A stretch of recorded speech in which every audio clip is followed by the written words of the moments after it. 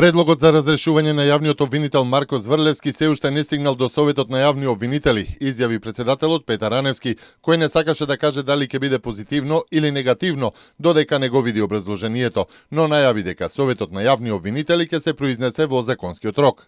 На седницата на Советот на јавни обвинители присуствувал и обвинителот Марко Зврлевски, а на неа бил разгледуван извештајот за работата на обвинителството на организиран криминал за обвинителите на кои им престанал мандатот, а биле прераспоредени во тоа обвинителство.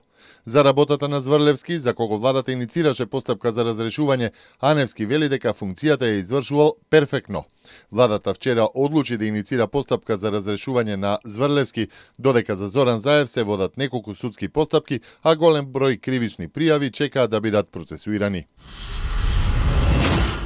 Кабинетот на грчкиот премиер соопшти за телефонски разговор Ципрас Заев. Главни теми биле евроатлантската перспектива на Македонија, прашањето за името и можностите за развивање на билатерални односи. Ципрас, како што информира неговиот кабинет, му честитал на Заев за преземањето на премиерската функција и уште еднаш ги повторил грчките позиции во однос на спорот за името. Заев синоќа најави политика на пријателство без провокации и очекува Македонија многу брзо да стане членка на НАТО под привремената референца, а паралелно да продолжат разговорите со Грција. Председателот на ВМРО ДПМН Никола Груевски за време на присуството на конференцијата за Западен Балкан, организирана од Европската народна партија во Брисел, ќе има средба со еврокомесарот за проширување Јоханес Хан. Меѓу бројните билатерални средби, Груевски досега имаше средба со Елмар Брок, европратеник и поранешен председавач на Комитетот за надворешни работи на Европскиот парламент, председателот на Европската народна партија во Европскиот парламент Манфред Вебер, како и со европратеникот и подпредседател на Словенечката демократска партија Милан Звер.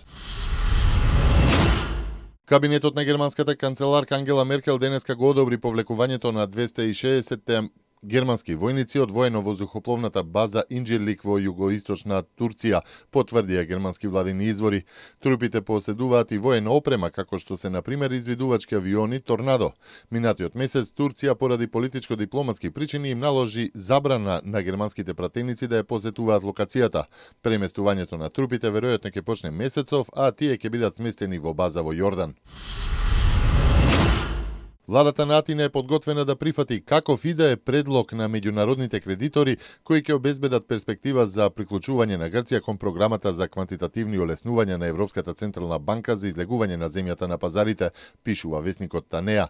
Танеа тврди дека неколку дена пред состанокот на Еврогрупата на 15 јуни, владеачката коалиција се движи кон компромис и дури кон прифаќање на условите на кредиторите во врската со долгот на Грција, кои досега ги отфрлаше.